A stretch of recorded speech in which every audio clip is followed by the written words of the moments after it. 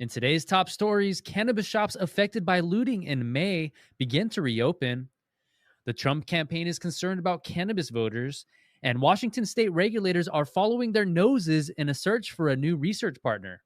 It's Tuesday, August 25th, and this is your TRICHOMES Morning Buzz. Broadcasting live from the TRICHOMES.com studios in Southern California. It's time for your Morning Buzz. We bring you late-breaking news that keeps you up to date with what's happening in the cannabis industry. First up today, cannabis shops looted in May are starting to reopen after hundreds of thousands of dollars worth of cleanup. According to MJ Biz Daily, more than 2 months after thieves broke into dozens of cannabis retailers nationwide during the George Floyd protests, a number of those businesses have reopened their doors after spending hundreds of thousands on reinforcing their stores.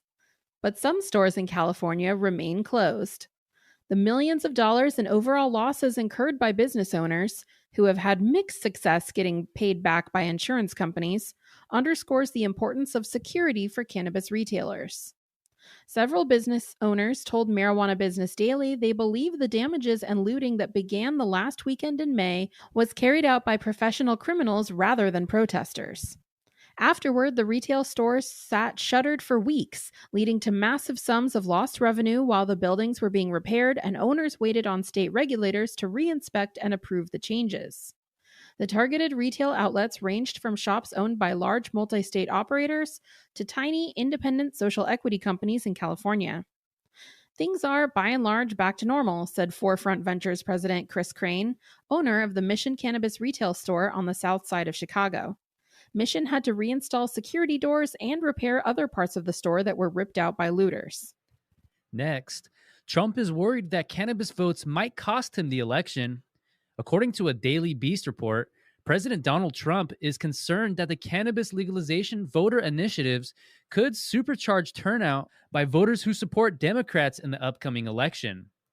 One GOP strategist told the Daily Beast that Trump is keenly aware of how presidential elections can be won at the margins. The unnamed strategist said to Daily Beast in a statement, "The pot issue is one of many that he thinks could be a danger. He once told me it would be very smart for the Democrat Party to get as many of these on the ballot as they could."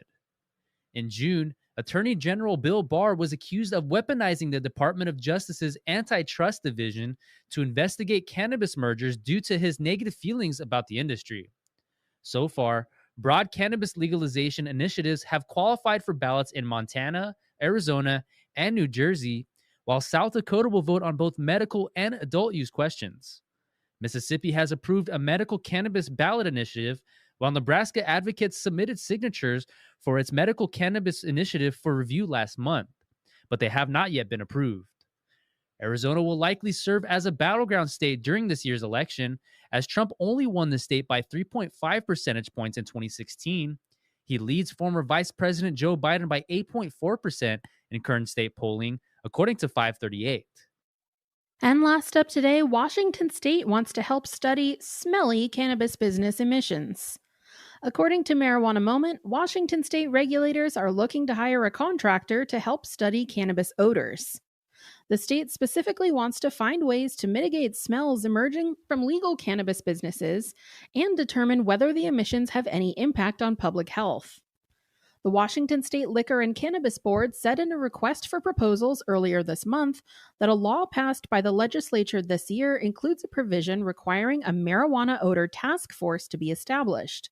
But because the board, quote, is not a scientific agency, nor does the agency possess odors and emissions training, equipment, or expertise, it is now seeking to hire a private firm to conduct a thorough and robust review of these issues. The vendor that's selected will be required to research and report on the availability and appropriateness of addressing marijuana odors and emissions, and the potentially harmful impact of marijuana odors and emissions on people who live, work, or are located in close proximity to marijuana production or processing facilities. While it's not clear what officials intend to do with the information they obtain on odors and emissions, it could theoretically help inform decisions related to indoor cultivation regulation and even social consumption sites if they are allowed in the state one day. And that was today's Buzz. Thanks for listening. For more cannabis news and insights from industry professionals and a place to discuss these stories and others, visit TRICHOMES.com. If you love our content and want more of it on demand, visit TRICHOMESradio.com to stream episodes of this show and our other podcasts whenever you like. For TRICHOMES.com, I'm Allison Ben-Yehuda. And I'm David Fortin. Take care and have a great day.